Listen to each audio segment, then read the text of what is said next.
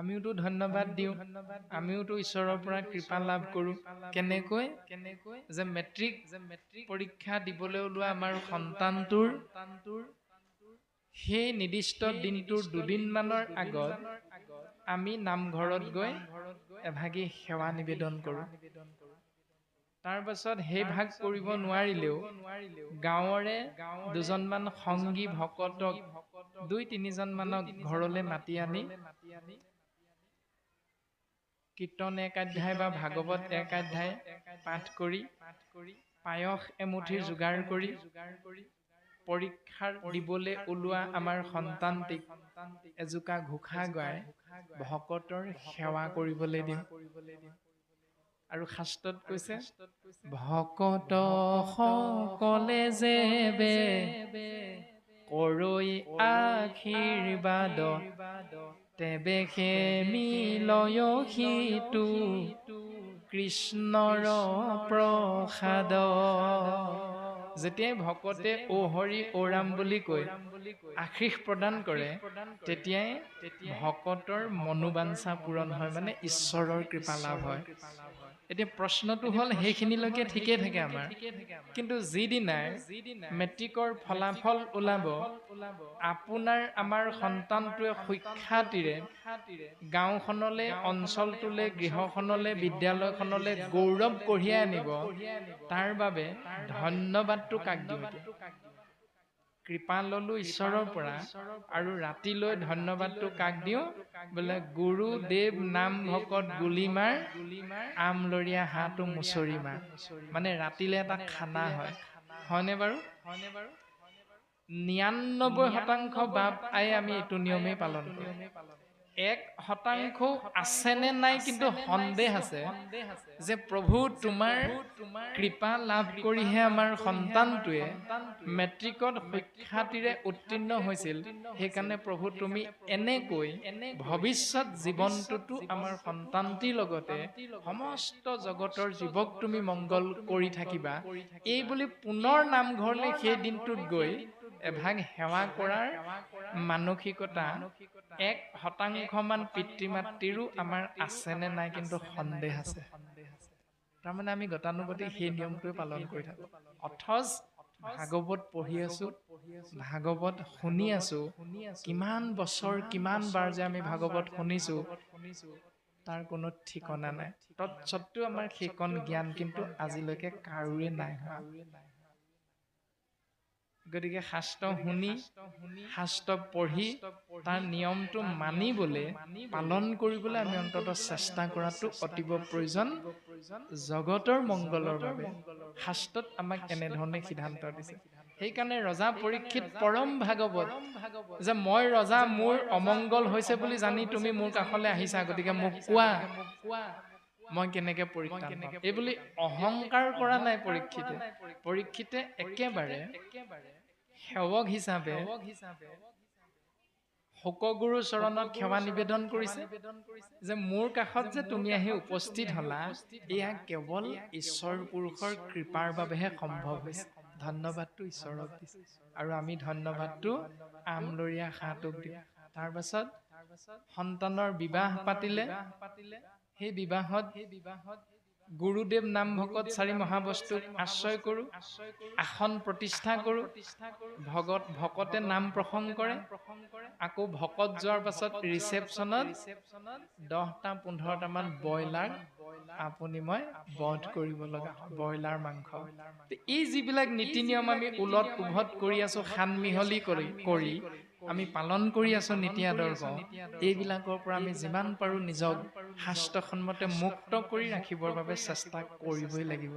তেতিয়াহে ভগৱন্ত পুৰুষৰ পূৰ্ণ কৃপাৰ পাত্ৰ আমি জীৱতত্ত্ব হ'ব পাৰিম। এনেকৈ সেই প্ৰশ্নভাগী আগবঢ়াই দিলে, আৰু সেই প্ৰশ্নভাগীৰ উত্তৰ প্ৰথম স্কন্ধৰ উপদেশত গুৰুজনে আমাক ২৪ চন্দ্ৰভাগীৰ জৰিয়তে প্ৰকাশ কৰিছে। ৰাম ৰাম পূৰ্বত নজানৈ কেবে, পৃথিৱীত শুকদেৱে কলি যুগে কৰিলা সাৰ বিচাৰি নিশ্চয় কৰি পিয়াক কৰ্ণ ভৰি ও মহা মহা ভাগ্য আছে যাৰ পূৰ্বতে কোনো ঋষি মুনিয়ে নজনা এটি পৰম সত্য বস্তু পৃথিৱীত জীৱৰ মংগলৰ বাবে শোক গুৰুৱে প্ৰচাৰ কৰিছে আৰু সেই পৰম তত্ত্বক বিচাৰ কৰি নিশ্চিত ৰূপত কৰ্ণহন্তে শ্ৰৱণ মহাভক্তি মুখ পদ্মহন্তে কীৰ্তন মহাভক্তি আশ্ৰয় কৰা মহা মহা ভাগ্য আছে যাৰ সেই জীৱত সমস্ত গুৰুজনাই উপদেশ প্ৰদান কৰিছে সমস্তে শাস্ত্ৰৰ মত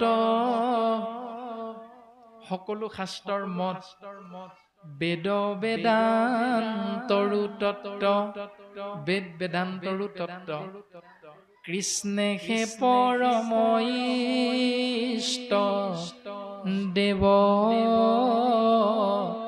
কৃষ্ণই হল সমস্ত জীৱৰ ভজনীয় দেৱ কিয় পূজহি যাক ব্ৰহ্মা হৰে কোননো মৰণৰে তাংক আখি নকৰিবে হে ব্ৰহ্মা শিৱ আদিকে ধৰি ৩৩ কোটি দেৱ দেৱতাই যিজন ঈশ্বৰ কৃষ্ণৰ চৰণত সেৱা নিবেদন কৰে সদা সৰ্বদা সেইজনেই হল সমস্ত শাস্ত্ৰৰ মত বেদ বেদান্তৰ তত্ত্ব নাম হল কৃষ্ণ আৰু তেওঁৱেই হল আমি সমস্ত জীৱৰ উপাস্য তত্ত্ব ভজনীয় দেৱ এই সিদ্ধান্তটো আমাক দি থৈ গৈছে কৃপালু গুৰুজন বস্তুৱে তাৰ পাছত দ্বিতীয় স্কন্ধ মহাভাগৱত ধৰ্ম শোক গুৰুৱে পদবন্ধে কথাখিনি ভাগৱত ধৰ্ম মাধ্যম হিচাপে লৈ ৰজা পৰীক্ষিতৰ প্ৰশ্নৰ উত্তৰ প্ৰকাশ কৰিছে যে সেই ৰাজন ধন্য নৰপতি মতি উত্তম তোমাৰ পুছিলাহা যিটো কথা সংসাৰতে সাৰ তুমি যিটো কথা সুধিলা এইটো সংসাৰ জীৱৰ তৰণৰ একমাত্ৰ উপায় ৰামে নাহি জ্ঞান যাৰ জাতি ধৰ্ম মাত্ৰ কৰে নিতে বলি বিশ্ব পঞ্চ যজ্ঞ আচৰে ৰামে তাহাৰ শ্ৰুতব্য কথা আছে অসংখ্যাত হৰি বিমুখৰ হৈ ব্যৰ্থে আয়ু পাত যাৰ জ্ঞান নাই যি জাতিয়ে জন্মগতভাৱে মাত্ৰ কৰ্মবিলাকক ধৰ্ম হিচাপে পালনহে কৰিবলৈ আমি শিকিলো যেনে নিতে নিতে বলিদান আদিকে ধৰি পাঁচটা যজ্ঞ কৰ্ম কৰিবলৈহে চিন্তা কৰিলো সেয়া হল যে জন্মগতভাৱে আমি প্ৰত্যেকজন হৰিধাৰী মনুষ্যই যিহেতু পাঁচটা ধাৰ লাগি আহিছে সেই পাঁচটা ধাৰৰ পৰা সদা সৰ্বদা মুক্ত হৈ থাকিবৰ বাবে যিকেইটা কৰ্মক ধৰ্ম হিচাপে পালন কৰো তাৰ নামেই হল পঞ্চযজ্ঞ মানে পাঁচটা যজ্ঞ কৰ্ম ধৰ্ম এতিয়া ধাৰ কেইটা কি কৰ্ম কেইটা কি দেৱ ঋষি ভূত পিতৃ কুটুম্ব জনৰ উপজিলে তা সম্বাৰ ঋণী হুৱে নৰ দেৱতাৰ ধাৰ ঋষিৰ ধাৰ, ভূতৰ ধাৰ, পিতৃ মাতৃৰ ধাৰ, বংশ পৰিয়ালৰ ধাৰ মানে কুটুম্বসকলৰ ধাৰ। এতিয়া এই 5টা ধাৰৰ পৰা মুক্ত হ'বলৈ কি কি কৰ্ম কৰোঁ? ৰাম হোমে দেৱৰিণ খোজে। হোম যজ্ঞৰ দ্বাৰা দেৱতাৰ ঋণৰ পৰা মুক্ত হৈ থাকিব পাৰি। তৰ্পণে ঋষিৰ, তৰ্পণ কৰ্মৰ দ্বাৰা ঋষিৰ ঋণৰ পৰা মুক্ত হৈ থাকিব পাৰোঁ। তাৰ পাছত ৰাম হোমে দেৱৰিণ খোজে, তৰ্পণে ঋষিৰ, বলিদানে ভূত শ্ৰাদ্ধ আদিয়ে পিতৃৰ। বলি দান প্ৰক্ৰিয়াৰে ভূতৰ ঋণৰ পৰা মুক্ত হ'ব পাৰি। শ্ৰাদ্ধ পিণ্ড কৰ্মৰ জৰিয়তে পিতৃ মাতৃৰ ঋণৰ পৰা মুক্ত হৈ থাকিব পাৰে। তাৰ পাছত ৰাম সমভাৱে সুহৃদ জনৰ খোজে ঋণ, এহি ভাবে ঋণী সদা ভকতি বিহীন। মৰম স্নেহ ভাতৃত্ববোধ আদি গুণবিলাকক আশ্ৰয় কৰাৰ জৰিয়তে আমি বংশ পৰিয়াল ককাই ভাই আদি ঋণৰ পৰা মুক্ত হৈ থাকিব পাৰোঁ। কিন্তু এই 5টা ধাৰৰ পৰা মুক্ত হ'বলৈ 5টা কৰ্ম কৰা নকৰা তোমালোকৰ নিজৰ কথা। এহি ভাবে ঋণী, এনেকৈ সদায় ঋণী হৈ থাকে এটি হৰিধাৰী মনুষ্য নামৰ জীৱ ভকতি যদি বিহীন হয়, অৰ্থাৎ ভক্তি যদি আশ্ৰয় কৰা নাযায়, তেতিয়াহ'লে বাকী কৰ্মকেইটা কৰিলেও তুমি ধাৰতে থাকিবা, নকৰিলেও তুমি ধাৰৰ মাজতে থাকিবা। গতিকে গোটেই 5টা কৰ্মৰ ভিতৰত শ্ৰেষ্ঠ হ'ল কেৱল ভক্তি, ভক্তি, ভক্তি। গুৰুজনে এই সিদ্ধান্তটো দিছে। আৰু ভক্তি কৰিবৰ বাবে কেনেকৈ নিজক আগবঢ়াই দিব লাগিব? ও কায় বাক্য মন কৰি নিশ্চয়ে যিজন মুকুন্দৰ চৰণত পখিল শৰণ। কায় মানে শৰীৰ, শৰীৰৰ দ্বাৰা ঈশ্বৰৰ চৰণত শৰণ লোৱা, বাক্যৰ দ্বাৰা ঈশ্বৰৰ চৰণত শৰণ লোৱা, মনৰ দ্বাৰা ঈশ্বৰৰ চৰণত শৰণ লোৱা। ঈশ্বৰৰ নামটো কি বুলি ক'লে? মুকুন্দ। মুকুন্দ মানে কি? মু মানে মুক্তি, যোগ, কুণ্ড মানে হ'ল গাত। এই ভৱ সংসাৰখনক শাস্ত্ৰই কৈছে এটা গাত। এই সংসাৰৰূপী গাতটোৰ পৰা যদি মুক্ত হৈ যাব বিচাৰা, তেতিয়াহ'লে কায়ৰ দ্বাৰা, বাক্যৰ দ্বাৰা, মনৰ দ্বাৰা, কায় বাক্য মন কৰি নিশ্চয়ে যিজন মুকুন্দৰ চৰণত পখিল শৰণ। তাৰ ঋণ খোজা সবে গৈল সমস্তৰ, নকৰিও ঋণীয়াৰ নুহি সিটো নৰ। তেওঁ ওপৰত কৈ অহা 5টা পাপৰ পৰা মুক্ত হ'বলৈ 5টা কৰ্ম নকৰাকৈও অনায়াসে তেওঁ মুক্ত হৈ থাকিব পাৰে। কেৱল মুকুন্দৰ চৰণত সদা সৰ্বদা কায় বাক্য মনৰ দ্বাৰা নিজক যদি অৰ্পণ কৰি দিব পাৰে বা এই নিয়মটো যদি পালন কৰে, অৰ্থাৎ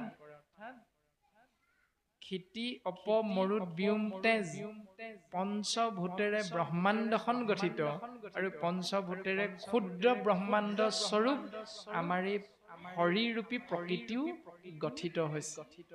গতিকে প্ৰকৃতি স্বৰূপ হৰিটো পঞ্চভূতি দেহ কেশে মায়া বুলি কয় তৰণ উপায় গুৰু সেৱাকে কয় মোৰ ধন মোৰ জন মোৰ মাটি মোৰ বাৰী মোৰ গাড়ী মোৰ সম্পত্তি মই খুৱাইছো মই পিন্ধাইছো তোৰ কবলৈ কি হ'ল এই যিটো মই আৰু মোৰ ভাৱনাত থাকিম এইটো হ'ল মায়া আৰু মায়াটোৰ পৰা পৰিত্ৰাণ পাবৰ বাবে উপায়টো হ'ল কেৱল ও যে বস্তু দেও প্ৰভু সেই বস্তু চোৱা তোমাৰ নামে তোমাক পুজিম গধূলিও পুৱা এইটোৱে হ'ল নিয়মটো এতিয়া নিয়মটো আমি পালন কৰিছো নাই সেইটো আমি প্ৰত্যেকে নিজে নিজেহে বুজি পাম এতিয়া শাস্ত্ৰই কিন্তু সকলোকে কৈছে পালন কৰিলেহে ঈশ্বৰৰ কৃপা লাভ যদি পালন নকৰা ঈশ্বৰৰ পূৰ্ণ কৃপাৰ পাত্ৰ হ'ব নোৱাৰিবা এতিয়া কৃপা লাভৰ বাবে আমি সেইটো নিয়ম পালন কৰিছো নে নাই কৰা এইটো আমি প্ৰত্যেকে নিজে নিজেহে বুজি পাম তাহাৰ শ্ৰোতব্য কথা আছে অসংখ্যাত হৰি বিমুখৰ हुए ব্যৰ্থে আয়ুপাত যিসকলে সেই নিয়মটো আমি পালন কৰাৰ পৰা আঁতৰত আছো তেওঁলোকে শুনিব লগা বহুত কথা আছে কিয়নো তেওঁলোক হৰি বিমুখ সেইকাৰণে তেওঁলোকৰ দিনটো তেওঁলোকৰ ৰাতিটো কেনেকৈ পাৰ হয় গুৰুজনাই এটি নমুনা দিছে ৰাম দিন ভৈলে ধন কুটুম্বৰ চিন্তা কৰৈ নিদ্ৰা স্ত্ৰী আলাপনে ৰাত্ৰি আয়ু হৰৈ ৰাতি পুৱাল মাত্ৰকে বিছনাতে একাপ চাহ খোৱা অভ্যাস আছে বেদটি ৰাতি পুৱাল মাত্ৰকে গা পা ধোৱা নোধোৱাৰ কোনো কথা নাই গুৰু সেৱা কৰা নকৰা কোনো কথা নাই মুঠতে আন মাৰ কাট খাওঁ আৰু কেনেকৈ সন্তান কেইটিক ভাল কাপোৰ এসাঁজ পিন্ধাব পাৰিম আনতকে ভাল এসাঁজ খুৱাব পাৰিম এই চিন্তাটোতে পূব পশ্চিম উত্তৰ দক্ষিণ চাৰিও দিশেৰে নিজকে আমি লৈ যাওঁ দিন ভৈলে ধন কুটুম্বৰ চিন্তা কৰে ৰাতি হলে কি হ'ব দিনৰ দিনটো ইফালৰ পৰা সিফালে ঘূৰি ৰাতি ঘৰ যেতিয়া পাবহি ঘৰ পোৱাৰ লগে লগে নিদ্ৰা স্ত্ৰী আলাপনে ৰাতি আয়ু হৰৈ যিগৰাকী সহধৰ্মিনী ধৰ্মপত্নী তেওঁৰ লগত কামনা বাসনা চৰিতাৰ্থ পূৰণ কৰিবলৈ গৈ পালে পালে সন্তান জন্ম দিয়া এই চিন্তাটোতে কেৱল ৰাতিটো পাৰ কৰে দিনটো পাৰ কৰে আকৌ ৰাতি হলে কামনা বাসনা চৰিতাৰ্থ পূৰণ কৰি জন্ম দিয়া সন্তান কেইটিক কেনেকে পোহপাল দিব পাৰি তাৰ চিন্তা ঈশ্বৰ কোন ঈশ্বৰক চিন্তা কৰিলে কি হ'ব আমিনো আহিছো ক'ৰ পৰা আমিনো যামগৈ কলৈ আমাৰনো ইমান দুখে কোলাই পাচিয়ে নধৰা হৈছে কিয় ইয়াৰ পৰা মুক্ত হৈ থাকিবলৈনো আমি কৰিব লাগিব কি আমাৰনো কৰি থকা কৰ্মটো প্ৰকৃততে ধৰ্ম হয় নে নহয় ইয়াৰ বিষয়ে কোনো দিন আমি চিন্তা কৰিবলৈ নিবিচাৰো কাৰণে গুৰুজনাই কৈছে এইবিলাকেই হ'ল অমিছা বিষয়ক মাত্ৰ কৰৈ অভিলাষ সিহেতু নেদেখে নৰে আপোন বিনাশ এইবিলাকে হ'ল মিছা বিষয় আৰু মিছা বিষয়বিলাকৰ পাছত দৌৰোতে দৌৰোতে এদিন যৌৱন এৰি আদহীয়া হলো আদহীয়াৰ পৰা বৃদ্ধ হলো কেনেকৈ কোনদিনা কিচকিচিয়া কলা চুলিকোছা বগা হৈ গল ডালিম গুটীয়া দাঁত কেইটা যিকেইটা দাঁতে টকৌ গুটিটো ভাঙি দিব পাৰিছিলো চুবাই সেইকেইটা দাঁত কেতিয়া হৰি তামোলখন খুন্দনাত খুন্দিহে খাবলৈ বাধ্য হৈ গলো তাৰ একো উমানেই ধৰিব নোৱাৰিলো সিহেতু নেদেখৈ নৰে আপোন বিনা নিজৰ শৰীৰটোৰ যে বিনাশ হৈ হৈ গৈ আছে এই কথাটো আমি কোন দিনাৰ পৰা হৈছে ততেই ধৰিব নোৱাৰিলো কিয় কাৰণ আমি কৃষ্ণস্তু ভগৱন্তৰ চিন্তাৰ পৰা নিজক আঁতৰাই ৰাখি মিছা বিষয়ৰ প্ৰতিহে আমি নিজক যিমান পাৰো সিমান আগবঢ়াই দিলো, সময়খিনি পঠিয়াই দিলো। ৰামে হেন জানি যাৰ ইচ্ছা মুখ্য সৰ্বথা পৰীক্ষিত তেবে শুনিও কৃষ্ণ কথা। সেই ৰাজন পৰীক্ষিত হেন জানি ওপৰত কৈ অহা এই কথাখিনি জানি বুজি লৈ যাৰ ইচ্ছা হৈছে মোক্ষক সৰ্বথা সকলো সময়তে মোক্ষ প্ৰাপ্তিৰ বাবে, সকলো সময়তে মংগল যি বিচাৰি আছে, যিজনে ভাবে মোৰ মংগল হওক, পৰীক্ষিত তেবে তেতিয়াই শুনিওক কৃষ্ণ কথা। কেৱল কৃষ্ণ কথা শুনিব লাগিব যদি মংগল বিচাৰা।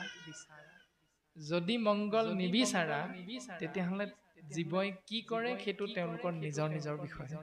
যদিহে মংগল বিচাৰা একমাত্ৰ কৃষ্ণস্তু ভগৱন্তৰ চৰণ সেৱা। ৰাম দিবে চিত্ত কৃষ্ণ গুণ নাম কীৰ্তনত কৃষ্ণৰেখে পাদ পদ্ম স্মৰিবে মনত নাৰায়ণ স্মৰণেখে পৰম মংগল এহি মানে জীৱনৰ জন্মৰ সাম ফল অন্তকালে হৰি স্মৰে যিটো ভাগ্যৱন্ত তাহাৰ মহিমা কহি কোনে পাৱে অন্ত।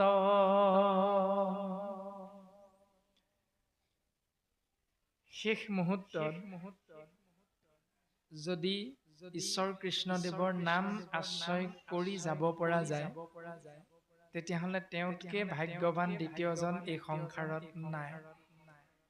এতিয়া শেষ মুহূৰ্তত কৃষ্ণ নাম লৈ যাব পাৰিলেই জীৱৰ মংগল বুলি শাস্ত্ৰই কৈছে যেতিয়া, বোলে গোটেই জীৱনটোনো কৃষ্ণ নামটো কেলে লওঁ, শেষৰ মুহূৰ্তত ললেই হ'ল, এই বুলিও হয়তো আমাৰ ভাৱনাটো নথকা নহয়। কিন্তু সেই ভাৱনাটো এই কাৰণেই শুদ্ধ নহয় কাৰণ আমাৰ মৃত্যু কেতিয়া হ'ব আমি কোনেও নাজানো। সেইকাৰণে সেই ভাৱনাটো শুদ্ধ নহয়। মৃত্যু কোন মুহূৰ্তত আমাৰ হ'ব শাস্ত্ৰই কৈছে, ৰাম জল পুষ্প ফল মূল খাদ্য দ্ৰব্য যত অন্ন আদি কৰি সবে অৰ্পিব কৃষ্ণত তেবে গৃহ ধৰ্মে হিংসা দুখে ন পাৱয় কৃষ্ণে একনিষ্ঠ হুয়া মুকুতি সাধয়। আমি যে ৰাতিপুৱা 8 বজাতে ইয়ালৈ আহিলো, 1 মান বজাত সিদ্ধান্ত মুঠি ললো আপোনাৰ হবে ঘৰত একো নোখোৱাকৈ হয়তো আহিল, কিন্তু যে ভোক লাগি থাকোতে 1 বজাত আমি সিদ্ধান্ত মুঠি লবলৈ গলো, গৈ প্ৰথম ভাতৰ গৰাহটো মাৰোতে আপোনাৰ মোৰ গলত খুন্দা মাৰি ধৰি মৃত্যু হৈ যাব পাৰে, কোনেও নাজানে। সিদ্ধমুঠি খাই উঠি মহুদিৰ বাবে যিখন তামোল গ্ৰহণ কৰো, সেই তামোলখন পকতিয়াই থাকোতে চৰচৰণি খাই আপোনাৰ মোৰ মৃত্যু হৈ যাব পাৰে, নাজানো। অত্যন্ত পিয়াহত আতুৰ হৈ যিগিলাচ পানী প্ৰথম ঢোকটো মাৰিম, সেই ঢোকটো মাৰোতে পানীয়ে খুন্দা মাৰি ধৰি আপোনাৰ মোৰ মৃত্যু হৈ যাব পাৰে, নাজানো কেতিয়া মৃত্যু হ'ব। সেইকাৰণে গুৰুজনাই কৈছে ভাগৱত ধৰ্ম জল পুষ্প ফল মূল খাদ্য দ্ৰব্য যত অন্ন আদি কৰি হবে অৰ্পিব কৃষ্ণত। বিচৰাজনেও বোলে কৃষ্ণ ভাৱ পানী এগিলাচ পাম নেকি, বোলে কৃষ্ণ বাপ কিয় নাপাব ৰ'বচোন এই বুলি কয় আইগৰাকী আনি দিওঁতো বোলে কৃষ্ণ বাপ লওকচোন এই যে ভগৱন্তৰ নামটো আমি আশ্ৰয় কৰি দিম দিয়া আৰু লোৱাৰ মাজত সেই পানী গিলাচৰ ঢোকটো মাৰি মৃত্যু হলেও এই যে কৃষ্ণ নামটো আশ্ৰয় কৰিহে আমাৰ মৃত্যু হৈছিল সেইকাৰণে জানা নাহি তথাপি তাহাৰ অকল্যাণ তেওঁৰো কল্যাণ সাধন হয় সেইকাৰণে সেইটো হ'ল ভাগৱত ধৰ্মৰ লক্ষণ এনেকৈ কৃষ্ণে একনিষ্ঠ হোৱা মুকুতি সাধয় জীৱৰ মুকুতিৰ পথটো মুকলি হৈ যায় এনেকৈ যদি আমি ভাগৱত ধৰ্মৰ নিয়মবিলাক পালন কৰোঁ তপ জপ তীৰ্থ ব্ৰত আৰু সদাচাৰ ধন জন গৃহ পুত্ৰ ভাৰ্যা আপোনাৰ ও সমস্তকে শুদ্ধ ভাৱে অৰ্পিলে কৃষ্ণত তাকে হে বুলয় মহাধৰ্ম ভাগৱত সন্তান এটি জন্ম হৈছে কৃষ্ণত অৰ্পণ কৰি কৰ্মভাগ কৰিব লাগে পিতৃ মাতৃ পৰলোকগামী হৈছে কৃষ্ণত অৰ্পণ কৰিহে কৰ্ম কৰিব লাগে নতুনকৈ মাটি এডোখৰ কিনি তাত গৃহভাগ নিৰ্মাণ কৰি তাত আমি সোমাব বিচাৰিছোঁ কৃষ্ণত অৰ্পণ কৰিহে গৃহভাগী ল'ব লাগে গৃহলৈ বোৱাৰী এগৰাকী আনিব বিচাৰিছোঁ কেৱল কৃষ্ণত অৰ্পণ কৰিহে লক্ষ্মীক গৃহৰ মধ্যে প্ৰৱেশ কৰাব লাগে আমি কৰোঁ প্ৰত্যেকেই কিন্তু দিনৰ ভাগত গৃহৰ মধ্যে সোমাওঁতে নাম এষাৰ কৰিলেও লাহেকে ৰাতিলৈ আকৌ মাছ মাংস ভক্ষণ কৰি খানাটো খুৱাই দিম এই দুমুখীয়া নীতিবিলাক আমি যে পালন কৰি থাকোঁ এই কাৰণে এহি দুখে গৃহবাসী স্বৰ্গক নাযায় এনেকুৱা অপৰাধ কৰ্মবিলাক কৰি দিয়াৰ বাবে আমাৰ গোটেইখন খিচিৰি হৈ যায় আৰু খিচিৰি হোৱাৰ বাবে যাব লাগিছিল বৈকুণ্ঠলৈ কিন্তু সেই নিয়মটো নভবা নিচিন্তাকৈ পালন কৰি দিয়াৰ বাবে আপুনি মই স্বৰ্গলৈকো যাব নোৱাৰো বৈকুণ্ঠটো বহু দূৰ সেইকাৰণে ভাগৱত ধৰ্ম কি বুলি সুধিলে প্ৰথম কথাটো হ'ল আপুনি আচৰি ধৰ্ম আনকো শিকাই সেহি ভাগৱত ধৰ্ম জানা নিমিৰাই প্ৰথম নিজে পালন কৰা তাৰ পাছত আনক শিকাবা